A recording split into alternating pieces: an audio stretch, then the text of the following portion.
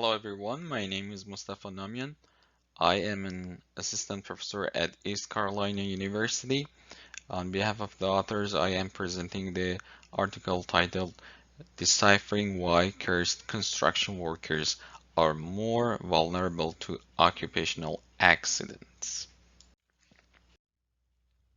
I will begin my presentation with a brief introduction on the occupational accidents in construction, and then I will present the research methods, followed by data analysis and discussion, and finally I will present the conclusions.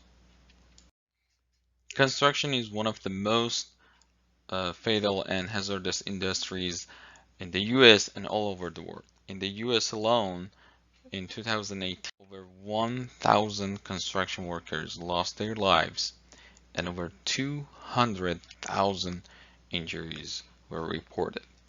These are very high rates compared to other industries.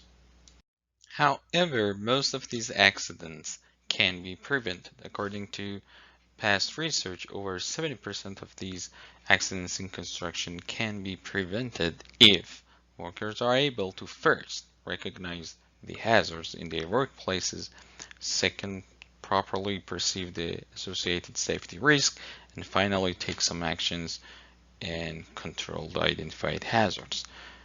This is how construction workers can prevent accidents. However, on the other hand, if they are not able to identify hazards, the accident is more likely to happen. Most construction accidents can be attributed to the unsafe behavior of construction workers. And research has shown that construction workers' safety behavior are mainly influenced and impacted by their attitudes, beliefs, and cultures. In this study, we focus on the beliefs of construction workers. We studied the superstitious beliefs of construction workers and their impacts on their safety behavior. Superstitious is defined as the belief or action of ignorance, trust in magic and chance, or the misconception of the cause of events. These beliefs are inevitable traits of human beings, and they can be found in most cultures. We are all familiar, or at least we have heard a few of them. In order to achieve the research objectives, the data collection took place over 2 months in 2019, and 43 active construction projects in 5 cities in Iran were approached, and 135 construction workers were interviewed and participated in the study. They, on average, they had over 18 years of construction experience and 37 years old. How did we measure or quantify superstitious beliefs? We used a fatalism scale developed in 1998 to evaluate the participants' superstitious beliefs. We used 9 statements. They were slightly modified to address cultural differences, and the participants responded using a Likert scale from 0 to 10, 0 indicating strongly disagree and 10 indicating strongly agree. Here are 2 examples of those 9 statements. For example, accidents are due to fate, nothing can be done about it. Or someone who survived a work accident is given a second chance by God. We also measured the safety performance of construction workers that we interviewed. We used 2 factors. Well, number 1 was a passive indicator, and it was the number of accidents they were accountable. And we also used a leading indicator, which was workers' hazard recognition performance.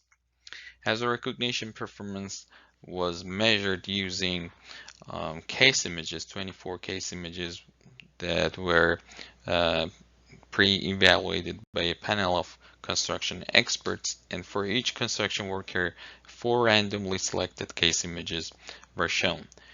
They were asked to identify hazards, and their hazard recognition performance was calculated as the average of those 4 case images. For each case image, the hazard recognition was calculated based on the number of hazards that the worker identified over the number of total hazards that were identified or was identified by the panel of experts.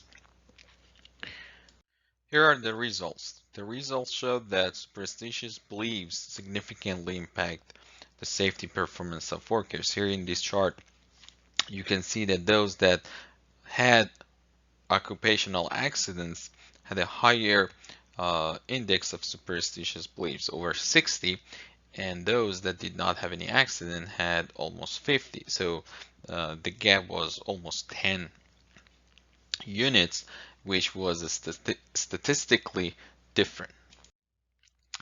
The leading safety indicator showed similar results.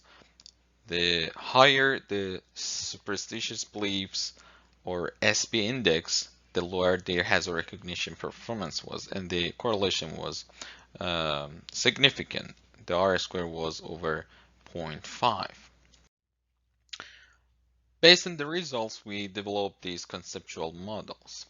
When a worker has some superstitious beliefs, we found that they have an inferior hazard recognition, or they suffer from lack of proper hazard recognition.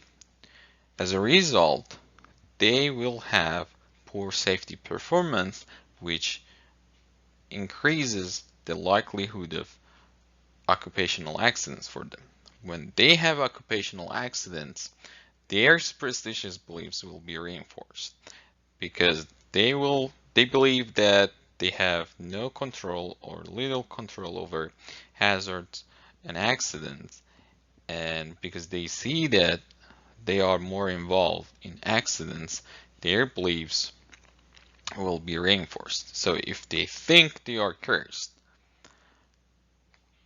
they are more likely to have an accident.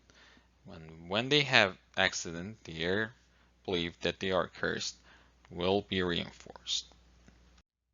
Here are the conclusions. Based on the study and research that we conducted, we proved that superstitious beliefs increase the probability of accidents because workers believe that the accidents cannot be prevented.